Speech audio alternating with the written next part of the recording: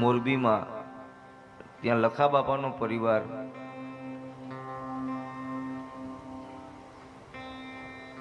સુંદર મજાની એવી વ્યવસ્થામાં હરિનામનો મહિમા ત્યાં અમે ગાતા હતા। એ બધાનો ત્યાં હરિભક્તોનો ત્યાં મોટો સુંદર મજાનો દિવ્ય મેળો ભરાણો હતો અને જ્યારે અમે ત્યાં એક સુંદર મજાની દિવ્ય વાત કરી,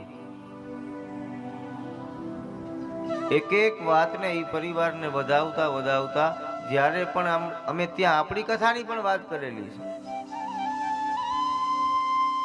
આ પરિવારને બસ માત્ર ને માત્ર એટલું જ ત્યાં જે પણ હરિભક્તો આવતા કે બંને એટલો આપણે હરિનામનો મહિમા ગાઈએ।